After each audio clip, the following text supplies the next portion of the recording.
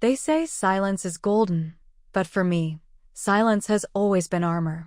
The kind you wear not because you have nothing to say, but because the room never bothered to listen.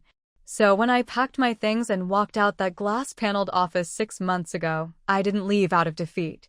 I left because the weight of staying was heavier than the risk of becoming invisible. My name is Eliza Hart, 35, founder of Lucent Core Technologies. And once upon a time, I sat 3 chairs down from a man who taught me that betrayal doesn't always come with a bang. It often arrives with a smile and a reorganization memo. The project had been my breath for nearly a year.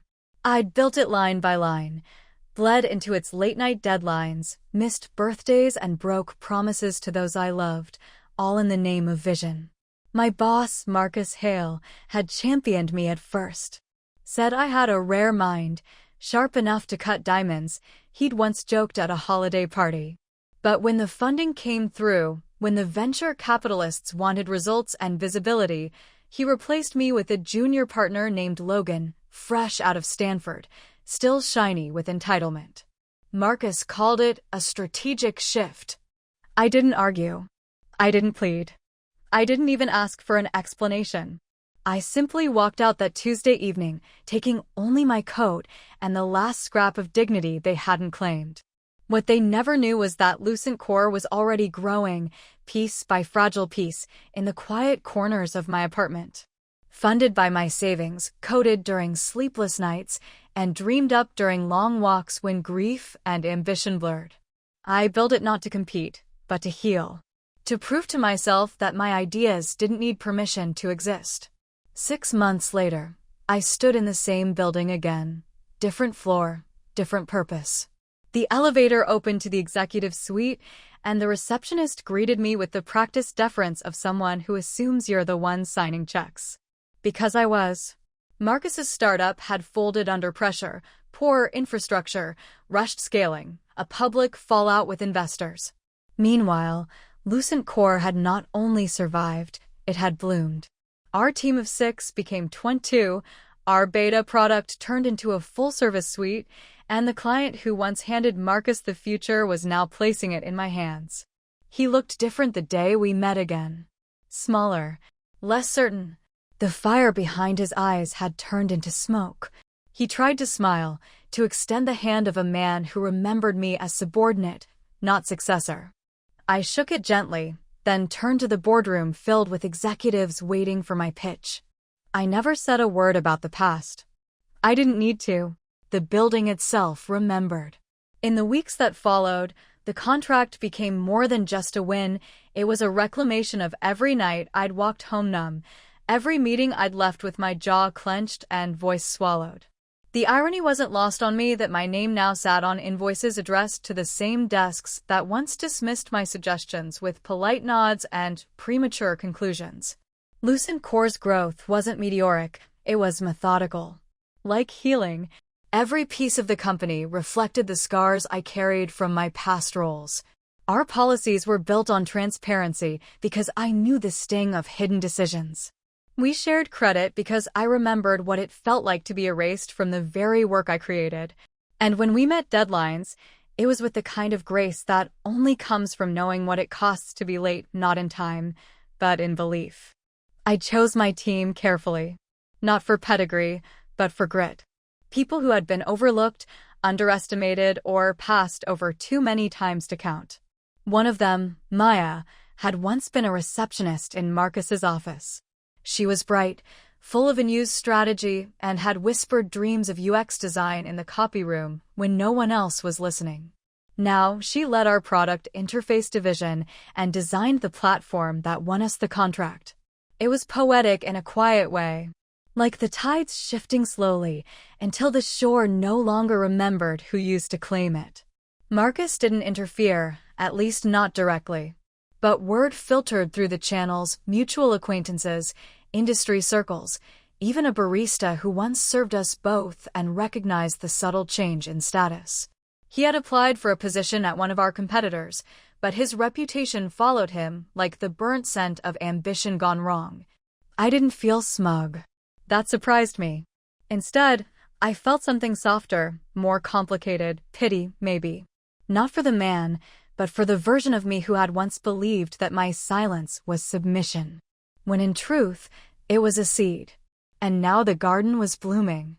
Our first board meeting with the new client was scheduled for April 3rd. I wore a charcoal suit, understated but sharp, and arrived 15 minutes early. That's the thing about survivors, we're never late. Not to the fall and never to the rise. As I entered the room, one of the VPs, a woman named Yvonne, smiled at me. "Miss Hart," she said, gesturing toward the seat at the head of the table, "we're eager to hear your vision." I took my seat. My chair. The same one Marcus used to occupy. And as the screens lit up with our presentation, I felt no need to look back. Because this time, everything ahead of me was mine. We were 12 minutes into the presentation when I felt it, that subtle click. The one that happens when a room shifts from polite interest to genuine attention. It's a current, invisible but unmistakable, when minds sync to an idea and something in the air stills. The data visuals I'd rehearsed for days faded behind the ripple of heads nodding, pens stilling, and postures leaning in. I wasn't nervous. That had burned out of me years ago, in the white-hot crucible of uncredited work and subtle silences. Now I moved with clarity. Not arrogance, no, something more elemental, ownership. When the slides ended, I paused. "We're not here to compete with what you've lost," I said, voice low but steady. "We're here to build what you deserve." There was silence then, weighted, reflective.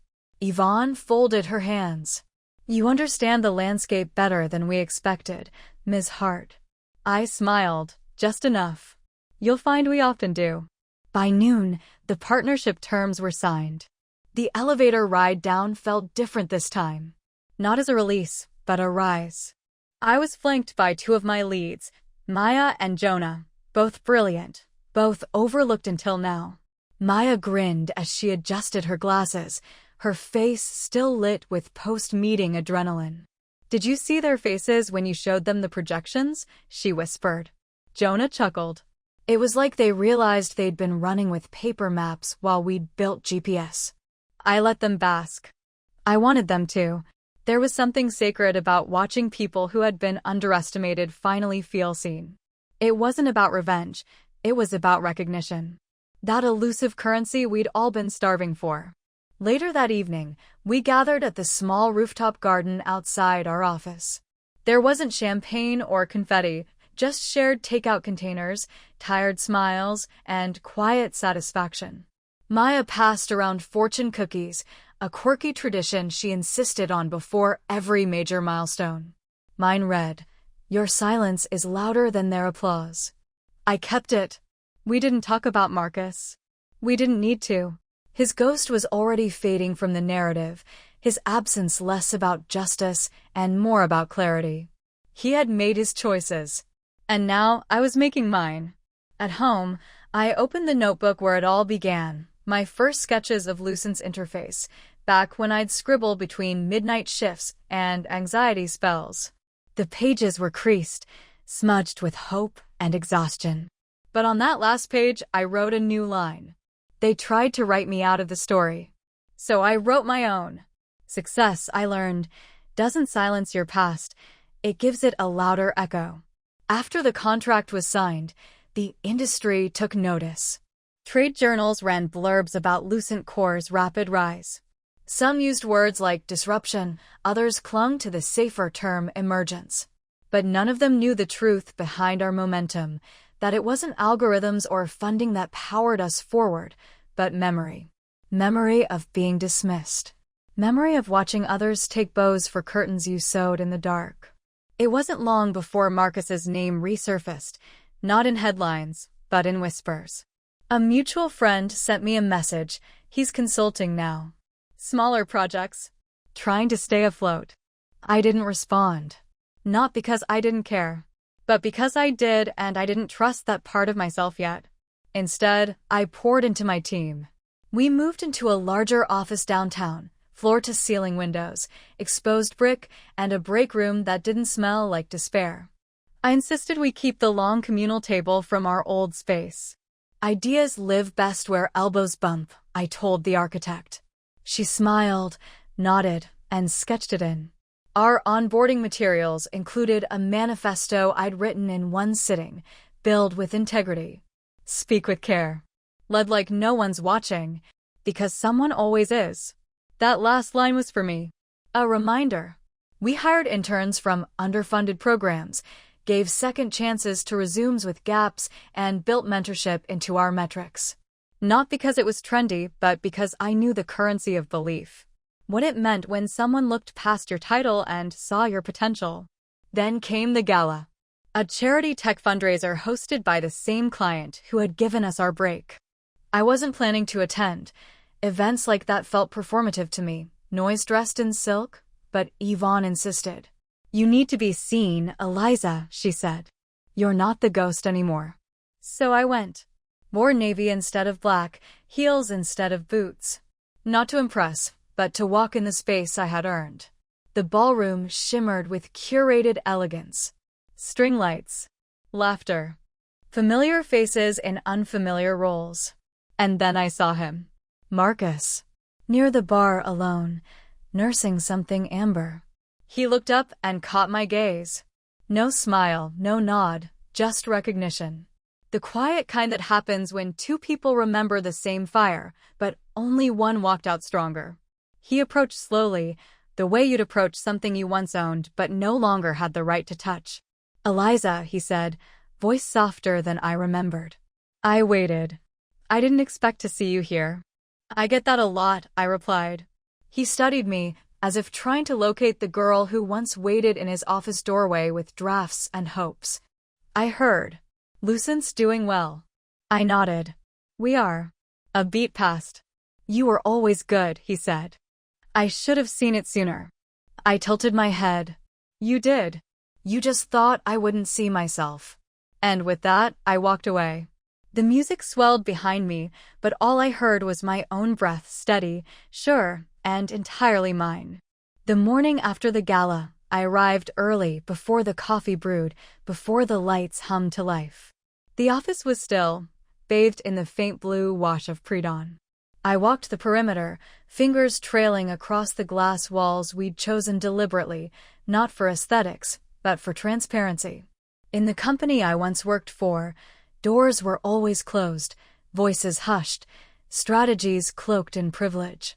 I remembered sitting outside meeting rooms, staring at frosted windows, wondering what decisions were being made about work I had built. At Lucent, we made everything visible.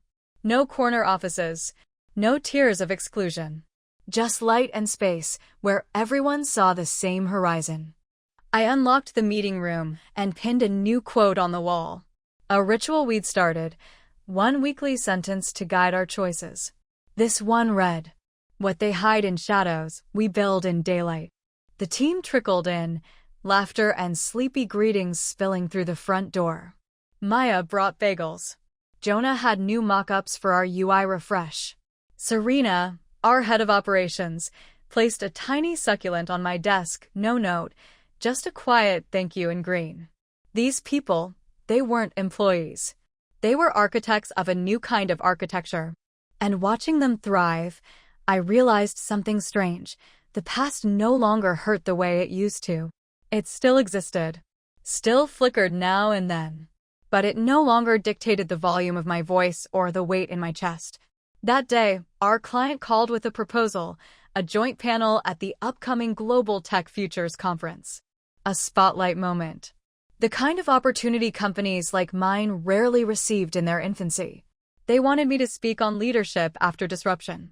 My first instinct was to decline. To retreat. The spotlight still made me wary. I'd spent so long working in its shadow that stepping into it felt like trespass. But that evening, I stood on my balcony with the city humming below and asked myself the question that mattered more than fear. What if the spotlight wasn't theirs to begin with? What if it was simply waiting for someone with the scars, the silence, and the stubborn will to step forward? I called back the next morning and said yes. We began preparations. Slide decks. Case studies. Talking points. Jonah kept slipping memes into the drafts to make me laugh during stress spirals. They worked.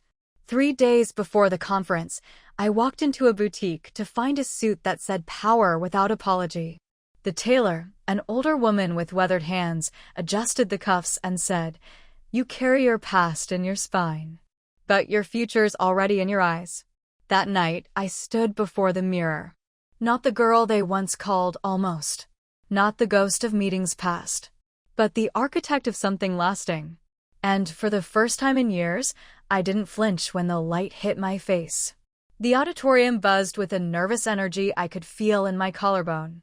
Rows of venture capitalists, founders, engineers, and executives filed in with branded lanyards and carefully neutral expressions. Some scanned the program pamphlets, others scrolled on their phones until they heard my name. Eliza Hart, CEO of Lucent Core Technologies. A woman they'd never seen on Forbes 30 Under 30 list. A company without $1 billion valuation or Silicon Valley roots. But the room quieted anyway. Not because they expected greatness, but because they weren't expecting anything at all. Which is often the most dangerous mistake you can make. As I stepped onto the stage, my heels struck the floor with calm precision. No trembling hands. No need for a deep breath. I had already inhaled every rejection they had given me. Now I was ready to speak. My name, I began, was once listed 5th in a project proposal I built from scratch. My ideas were passed off as collaboration. My silence was mistaken for consent. A few heads lifted, phones lowered. I've sat in rooms where every suggestion I made was ignored until repeated in a deeper voice. Where credit was currency and I was always underfunded. There were nods now. Not just from women, but from anyone who'd ever been ghosted by the credit they'd earned.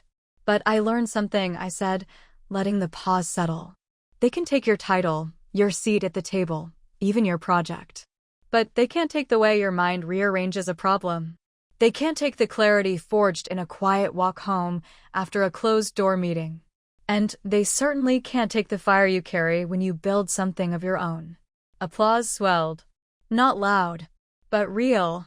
I told them about Lucent, about our failures, our pivots, our first contract secured not with swagger, but with grit. I didn't sell success. I offered honesty. And in that moment, I understood why the mirror had felt less cruel the night before. I wasn't standing in front of them to prove anything anymore. I was there to offer proof to others still sitting in those rooms, doubting their reflection. After the talk, people lined up to speak with me. Hands extended, business cards passed, stories shared in quick, breathless bursts. I was where you were. You gave me language for what I've felt. How do I start? It overwhelmed me. Not with fear, but with responsibility. And then, just before I stepped away, I saw him again. Marcus. At the back of the room. Not applauding. Not scowling. Just watching. He didn't approach. And neither did I. Because this moment, this light, wasn't his to stand in. It belonged to the girl who once wrote code with trembling fingers. The woman who once left quietly. And the leader who no longer needed the room's permission to belong. After the conference, the messages came in waves, emails from aspiring founders, private DMs from former colleagues, even a handwritten letter that arrived folded into the crease of a tech journal's back page. I read them in the quiet hours when the office had emptied and only the hum of the city remained. Each word felt like a pebble tossed gently into the still pond of my past, rippling truths I thought I'd buried. You said what I've never been able to say, one message read. Another, I didn't think someone like you could exist in this space. Now I know I can, too. I saved them all. But the message that stopped me cold came 2 days later. An internal referral notification from our hiring platform. Name: Logan Avery. Yes, that Logan. The one who replaced me in the project I built. The one Marcus handpicked to carry the torch I had forged. He had applied for a mid-level product manager position at Lucent, citing a desire to return to mission-driven, team-first environments. For a long time, I just stared at the screen. Some part of me, perhaps the one that still remembered the sting of his name, wanted to delete the application and pretend it never came. But another part, older, quieter, and far more dangerous, whispered, "This is a test. Not of him. Of you." I called Maya into my office. She looked at the name and raised an eyebrow. "Well, that's rich. What would you do?" I asked, not as her CEO, but as a woman who had walked similar roads. She leaned back. "You talk a lot about integrity, Eliza. About how this company was built for the people left behind. You think he's one of us now?" "I don't know," I admitted. "But I know what it feels like to need a second chance." She studied me, then smiled. "Then let's give him an interview. Not a shortcut. A chance." Logan came in the following week. He wore a suit too stiff for our office, like armor he hadn't learned to remove. His handshake was firm, but his eyes flicked with something fragile, uncertainty, perhaps. "I appreciate the opportunity," he said. I nodded. "You were given mine once. Let's see if you've learned how to recognize what that costs." We didn't talk about Marcus. We didn't need to. The past has a way of lingering in the room, but it doesn't get a chair unless you offer it one. After he left, the team reviewed his technical assessment. It was solid. Not revolutionary, but competent. Honest. That afternoon, I offered him the position on probation, like everyone else. No favors. No shortcuts. The team was curious. Maya, especially. "You really hired him?" "I didn't hire who he was," I said. "I'm investing in who he might become." It wasn't forgiveness. It wasn't closure. It was something better. A fire I didn't need to throw him into. Because I'd already walked through mine and built an empire on the ashes. It was almost midnight when I returned to the office alone. Not for work, though there was always more of it, but because I needed to be there. To feel the walls that once felt like ambition and now held something more sacred. Sanctuary. I unlocked the front door and stepped into the soft hum of our space. It smelled faintly of coffee, whiteboard markers, and something floral. Maya's diffuser again, probably. I walked past the communal table, fingers grazing the worn wood. We never did sand out the nicks and scratches. They reminded us of how often real work gets messy before it finds its shape. I sat at my desk and pulled out the small wooden box I kept in the bottom drawer, the one that held pieces of my old life. A broken nameplate from my first job. A sticky note with my old boss's handwriting. "Could you take notes?" "No, please." Just the implication that I'd remain in the margins. At the bottom of the box was a single silver key, one I'd never returned to Marcus. The key to the office I was supposed to lead. I held it in my palm for a long time. Keys carry weight beyond metal. They open things, yes, but they also represent who was trusted to enter, who was expected to stay. He had trusted me once, then revoked the door. Now I had built an entire building. I walked to the kitchen, made tea, and stared out the window. The city blinked below, a constellation of lives moving forward. Somewhere out there, Marcus was likely wondering how it all fell apart. Maybe blaming the market. Maybe blaming me. I didn't know. I didn't care. What mattered was what I had built and what I had chosen not to destroy. That, too, is a form of power. I placed the key back in the box and closed it gently. I didn't need to return it. And I certainly didn't need to use it. I had all the keys I needed now. Mine weren't made of metal. They were made of memory, fire, and the echo of a quiet woman who once walked away and decided never to wait for permission again. By spring, our hallway wall had begun to fill. It started with a framed photo of the original 6 of us, eyes tired, grins wide, arms linked like we'd survived a battle. Because we had. Then came team awards, newspaper clippings, a small plaque from our first successful launch. Each piece was hung with ceremony, always with laughter, sometimes with tears. I called it our wall of becoming. One afternoon, I caught Jonah standing in front of it, holding a new frame, our latest partnership announcement. His expression was unusually quiet. "You okay?" I asked. He turned to me slowly. I never thought I'd work somewhere that wanted my name on a wall. I didn't have to ask what he meant. I remembered the jobs that never spelled my name right. The projects that listed me as support while someone else delivered the presentation I'd written. I remembered being thanked privately but ignored publicly. Like I was useful, but never central. So I looked at Jonah and said what I wish someone had said to me years ago: your name deserves to be here. Not for what you did, but for how you did it. That's the difference I've come to understand. Recognition built on outcome fades. Recognition built on presence, that lingers. The next week, we had our quarterly team gathering. Not a stuffy corporate offsite, just food, stories, and one shared question: what have you reclaimed this season? The answers were small and vast all at once. My ability to speak in meetings without second-guessing myself.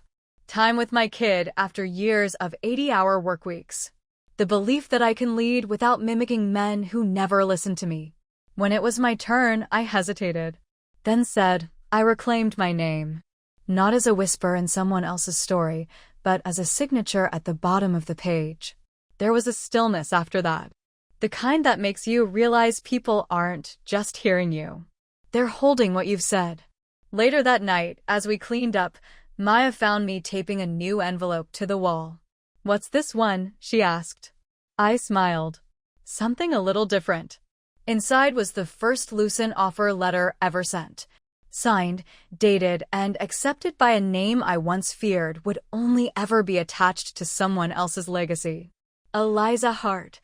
No title. No flourish. Just the woman who once sat in silence. And now writes the names on the wall. It was a Friday morning when I saw the name on the building check-in list. Hail, Marcus. I stared at the screen for a moment too long. The receptionist looked up, uncertain. Do you want me to tell him you're unavailable? 1,000 answers bloomed behind my lips. But I said no. Let him up. We were past the point of avoidance. Some ghosts deserve to be faced, not exorcised, but acknowledged, like chapters you once lived through and survived. He entered our space like a man who knew he didn't belong. Hair thinner, ties slightly off-center, eyes searching for something that wasn't there anymore, his authority. I wasn't sure you'd see me, he said quietly, standing in the glass doorway of my office. You weren't wrong to doubt, I replied, motioning to a seat he didn't quite fit in anymore. He took it. Slowly. I came to apologize, he began, like it was something rehearsed. I didn't realize. Stop, I said, not unkindly. Let's not lie to each other. You realized. You just didn't care. He blinked, but didn't argue. There was a dignity in not making him squirm. I didn't need his discomfort. I'd had enough of it myself to know it doesn't heal anyone. I lost a lot, he admitted, eyes now fixed on the edge of my desk. The company, the investors, my team. You didn't lose them, I said. You bet against the wrong people. Silence. Then he looked at me, really looked. And in his face I saw something I hadn't expected. Not guilt. Regret. Your team, he said, glancing at the photos lining the wall behind me. They respect you. They trust me, I corrected. There's a difference. He nodded, slowly. I think I'm finally learning that. Good, I said. It's not too late to become someone worth following. He stood, unsure whether the meeting had ended. It had. At the door, he paused. I underestimated you. I met his gaze. That's the last thing you'll do to me. When the door clicked shut behind him, I didn't feel triumphant. I felt clean. Some stories don't need revenge, just clarity. And sometimes, the most powerful thing you can give someone who tried to silence you is the sound of your success echoing without their name attached. The Monday after Marcus's visit, I arrived to find a white orchid on my desk. No note. Just the flower, upright and elegant, its petals stretching like arms unbound. Maya peeked her head into my office. Not from me, she said with a wink. But I approve. The orchid stayed. Not as a gesture of reconciliation, but as a quiet reminder, even something once rooted in pressure can bloom into something graceful. That week, our newest intern asked if I had always known Lucent would succeed. I smiled, setting down my tea. Of course not.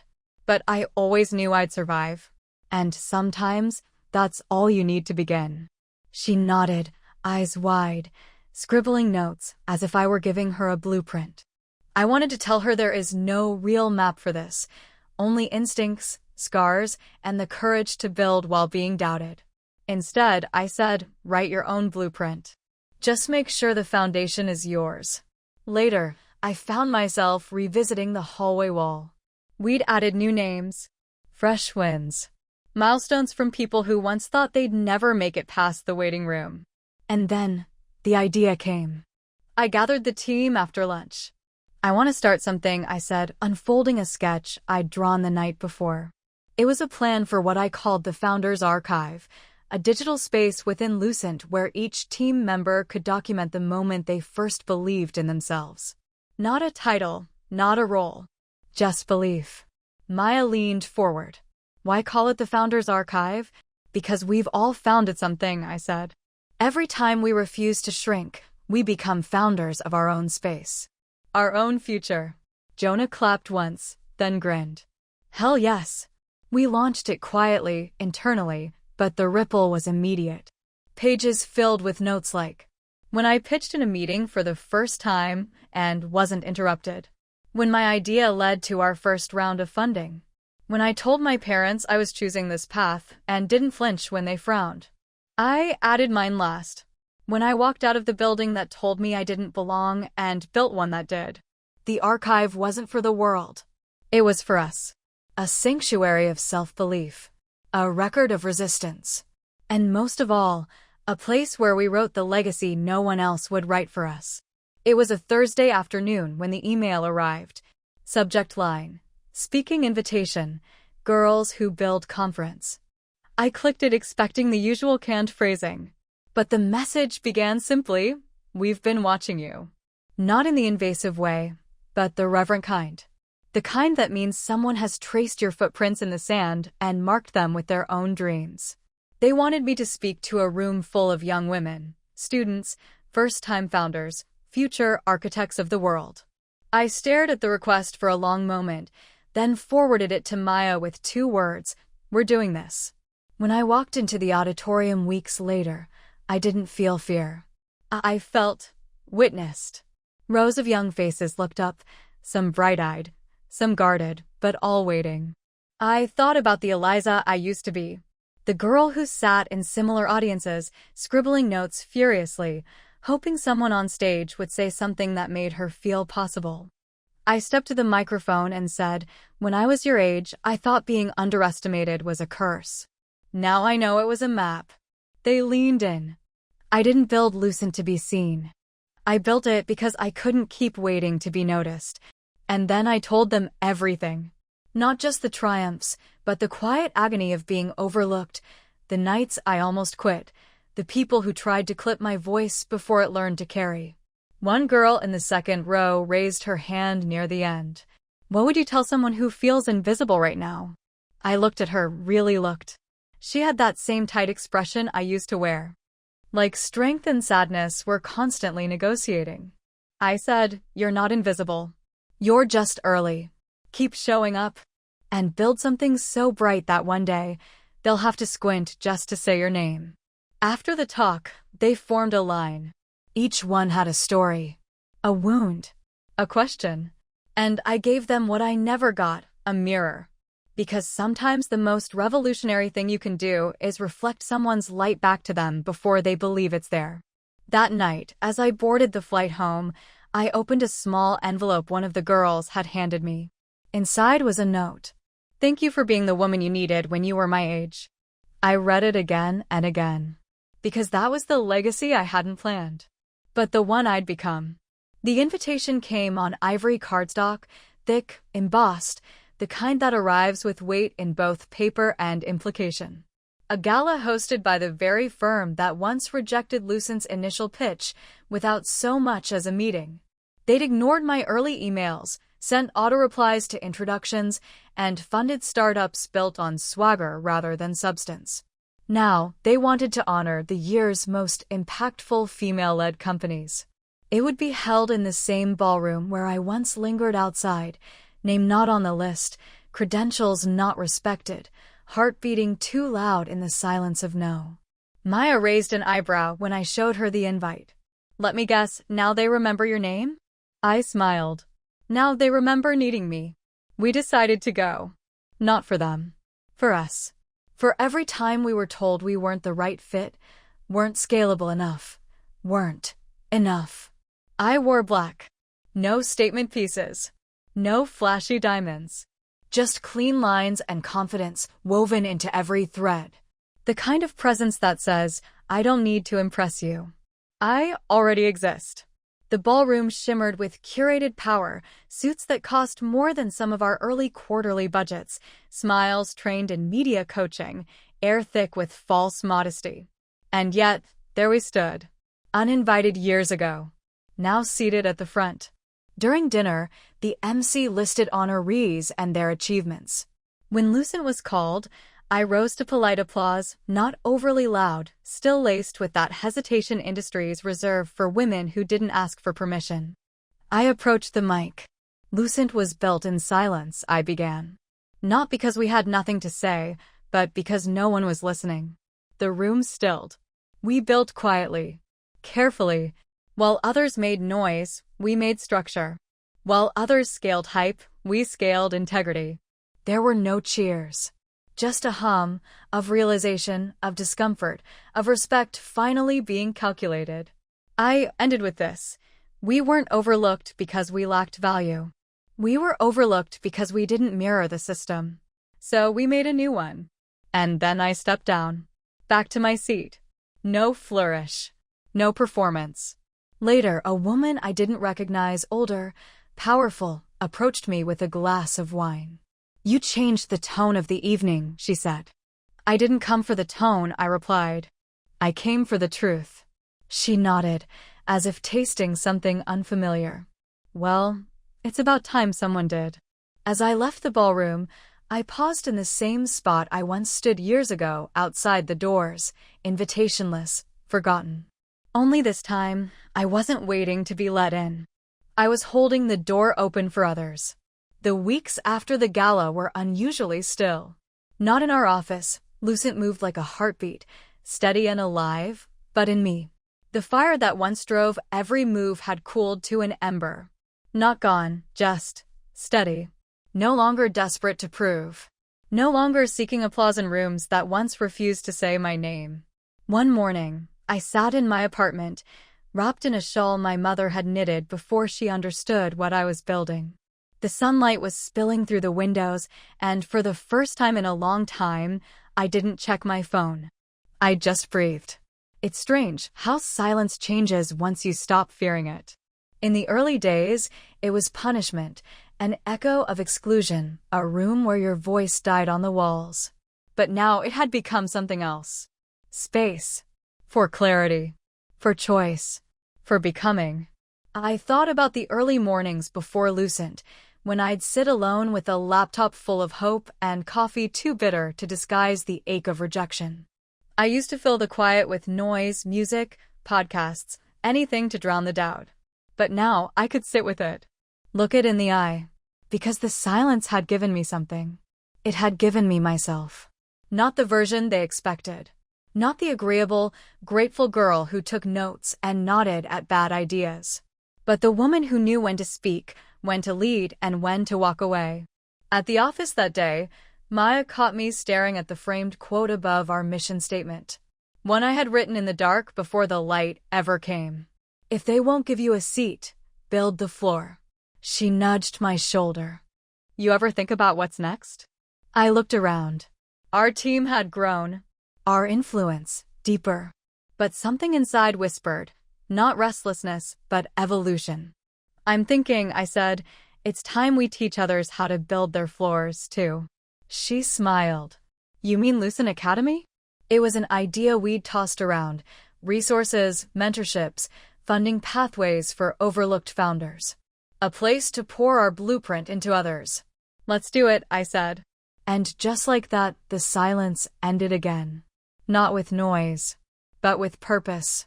Because building isn't about being heard. It's about making space for others to speak without fear of vanishing. Lucent Academy launched in spring, not with a press release, but a letter written by me, sent to 20 women I had watched build in the shadows.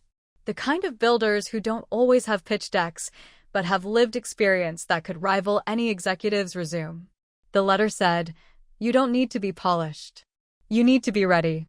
The applications poured in.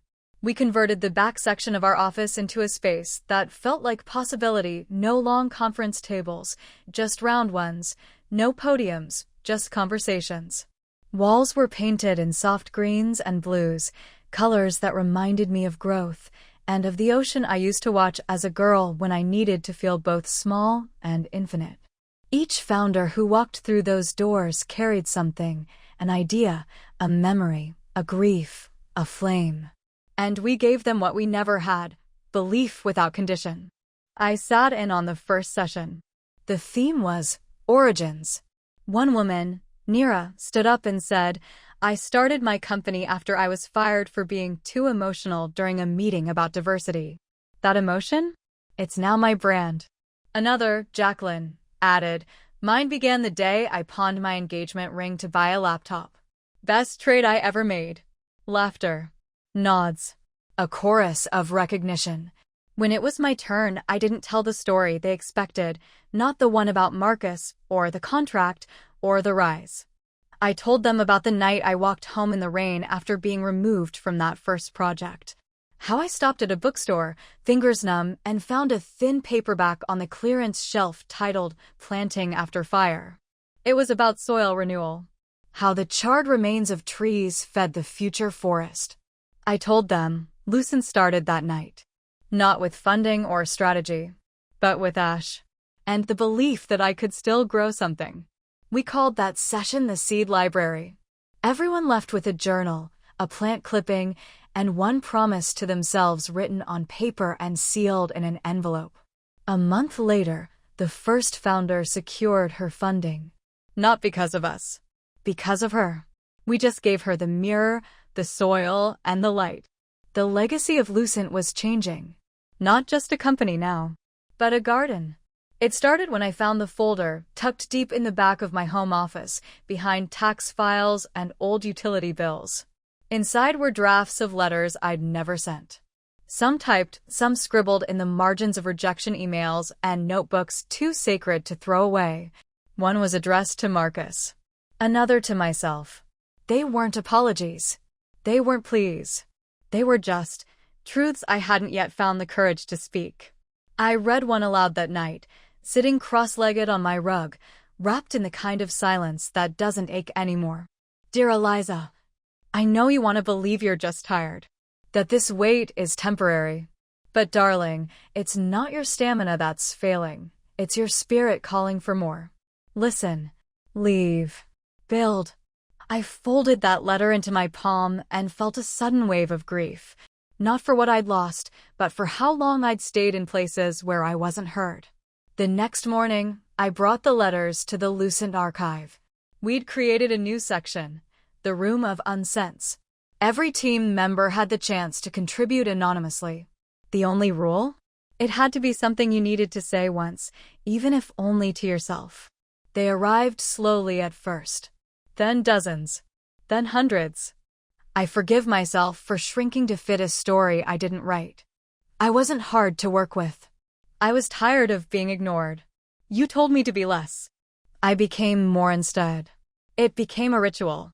On Fridays, we read one aloud. There were tears. Sometimes silence. But always someone whispering after, that could have been mine. The letters didn't fix the past, but they gave it shape. And sometimes, naming the wound is the beginning of the cure. A few weeks later, I added a new one. It read, to the girl who once begged for a seat, thank you for standing up instead. I didn't sign it. I didn't need to. Everyone who read it already knew it was mine. I received the call on a rainy Tuesday. The kind of day when the world feels soft at the edges, everything washed in silver, and memories you thought had dried up come slipping through the cracks. Eliza Hart? The voice said. Yes. This is Elaine Whitaker from Forbes Women in Tech. You've been nominated for Innovator of the Year. I was silent long enough that she asked, "Are you still there?" I was, but not in that room. I was back in my old apartment, sitting cross-legged on the floor, eating cereal out of a mug because I couldn't afford new dishes after investing every dime into Lucent. I was at my first pitch meeting, heart racing, hands too cold, where a man in a navy suit interrupted my demo to ask, "Who built this for you?" As if my code, my vision, my architecture couldn't possibly have come from these hands. I was at the back of that early networking mixer, watching my ideas fall like feathers to the floor while people flocked to the men who repeated them louder 10 minutes later. I was all of those versions of myself, watching this moment unfold through glass. "I'm here," I finally said. "Thank you." Elaine went on about dates, bios, headshots. I wrote it all down in a notebook I'd had since Lucent's first blueprint, the cover stained with old coffee and persistence. When I hung up, I didn't smile. I sat with it. Not out of disbelief, but reverence. This wasn't luck. This wasn't charity. This was earned. Maya was the first to find out. She burst into my office with a fistful of confetti and zero chill. I knew it, she yelled, tossing handfuls like blessings. "You're finally in the room they swore you'd never enter." I laughed, the sound breaking open something in me. And then Jonah brought champagne. Serena brought cake. And by noon, the office had turned into a celebration we didn't know we needed. Later that day, I got a text. From a number I hadn't saved, but knew by instinct. "Marcus Hale. Congratulations." I saw the article. "You earned it." I stared at the screen. No bitterness. No spite. Just something like, "Peace." I typed back, "Thank you." Then paused. And added, "You were right once." I was good. But now I'm undeniable. Send. It wasn't revenge. It was restoration. That night, I stood in front of the mirror, not the kind that judges, but the kind that remembers. I adjusted my collar, looked myself in the eyes, and said aloud, "You didn't flinch. Not this time. Not anymore." When I was a child, I used to trace the lines in my mother's palms and ask what they meant. She would smile, soft and tired, and say, "These are the roads I walked before you ever knew how to stand." Back then, I didn't understand. Now I do. My hands tell stories too, calloused from coffee cups in early dawn, roughened by keyboards, steady despite tremors of fear I never showed.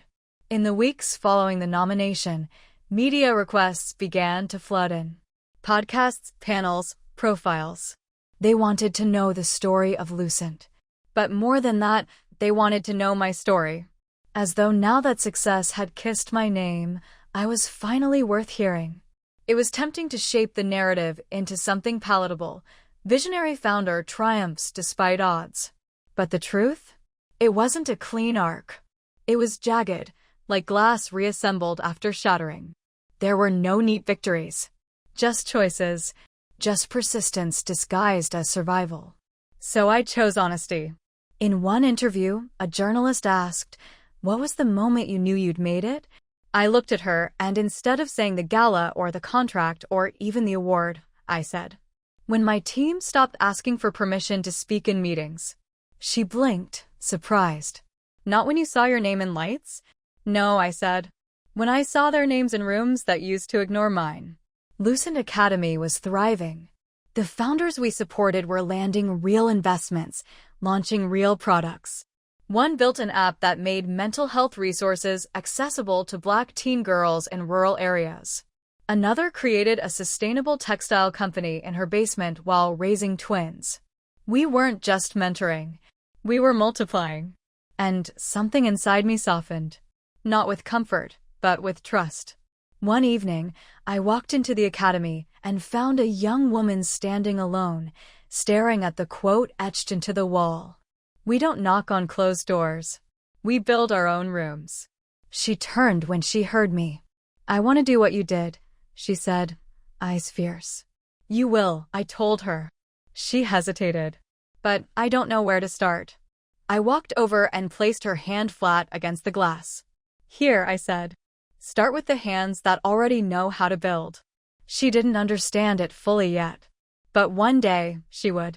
Because legacy isn't made of gold plaques or magazine covers. It's made of fingerprints left on the lives we touch. And mine were everywhere now. It was an early autumn evening when the past came calling again, not in the form of Marcus or an old email unearthed, but something much more intimate. My father called. Not a text. Not an email. A voice call, the kind that makes you instinctively brace even before you answer. I let it ring once. Twice. Then picked up. Eliza, he said, as if tasting my name for the first time in years. I saw the article. There it was. The reason. My name had appeared not just in tech publications, but now in national media. The kind you can't ignore. The kind even estranged fathers read aloud to their colleagues while pretending they hadn't once asked, "Are you sure this business thing is really worth all this effort?" "I'm proud of you," he said. It didn't sting. Not anymore. But it didn't soothe either. It just landed. Like dust on a shelf you haven't touched in years. "Thanks," I replied, steady. He hesitated. "I know I haven't always understood you. Or what you were trying to do." That was true. He'd been silent when I needed backing, skeptical when I asked for advice. To him, success came in straight lines, degrees, promotions, pensions. My winding path, filled with unknowns and defiance, had made him uncomfortable. "I used to think," he continued, "you were stubborn. But now I see, maybe you just saw further than the rest of us." I wanted that to mean something. But it felt late. Like a check that bounces on arrival, not because it wasn't intended, but because it didn't consider the cost of its delay. We talked for 7 minutes. It was the longest call we'd had in over 5 years. After we hung up, I didn't cry. I didn't smile. I just stood on my balcony, watching the city below, remembering every moment I'd walked alone through this fire. And yet, part of me hoped he kept that article, showed it to someone, held it in his hands and realized that while he was busy worrying about my path, I was busy paving it. That week, we launched the Lucent Legacy Fund, seed capital for underrepresented founders, especially those whose families didn't, or couldn't, believe in them yet. The application didn't require a pitch deck. Just one question. What are you building, and why does it matter? The responses poured in like breath held too long, finally being released. I'm building a co-op grocery in a food desert. I'm designing medical wearables for people with disabilities, designed by people who live with them. I'm creating a sanctuary app for queer youth in communities that silence them. They weren't buzzwords. They were battle cries. And reading them, I felt something shift. Not just pride. Not just hope. Something deeper. Legacy. Not the kind etched in marble. The kind sewn into people. The kind you don't always see, but you always feel. Later, I walked into the academy and saw one of our earliest founders, Lena, who once arrived with shaking hands and now spoke with the fire of someone who had remembered her own name, standing before the next cohort. She looked at me briefly, then turned back to them. "She built the blueprint," she said. "Now we build the city." And they nodded, not in awe, but in agreement. Because they already had the tools. All they ever needed was a place to begin. There's a myth we're taught early, especially those of us born into silence, that power is loud, that it roars and dominates, that it lives in boardrooms and titles and polished shoes that never touch the dust of the work. But in Lucent, I saw a different power growing, one that moved like roots beneath the surface, unseen, unthreatening, and unstoppable. It showed up in the way Serena held eye contact during conflict and never raised her voice. In the way Jonah paused meetings just to ask, "Did everyone get heard?" In the way our interns didn't tiptoe but walked with certainty because they knew they belonged before they earned it.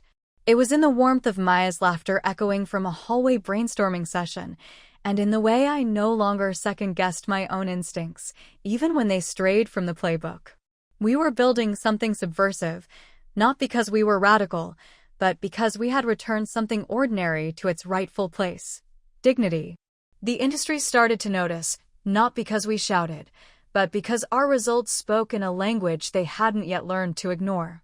Companies with bloated marketing teams and glossy brands came asking how we managed such low turnover, such fast prototyping, such strong loyalty. "We lead with care," I'd say. They'd blink, nod, and scribble it down like a formula they could replicate. But it wasn't a formula. It was a philosophy. Care is not weakness. It's not softness. It's the discipline of choosing people even when profit offers shortcuts. Care meant turning down a high-paying contract because the client's values didn't align. Care meant firing someone who had talent but treated others like tools. Care meant staying late to listen when someone said, "I'm scared I'm not enough." This wasn't charity. It was design. We weren't a company with empathy tacked on. We were a movement disguised as a business.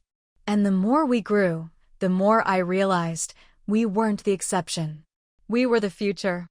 One night, after finalizing the details of our first international expansion, I stood at the edge of the Lucent garden. Yes, a real garden, built in the back lot we once used for overflow storage. It was Maya's idea. She said if we're growing people, we should grow things with leaves, too. I stood there, hands in my pockets, the night air brushing my skin. And I whispered something I hadn't said in a long time. "I'm proud of you." Not to anyone else. To myself. Because the quiet revolution we started, it had already changed the world. We just hadn't finished telling it yet.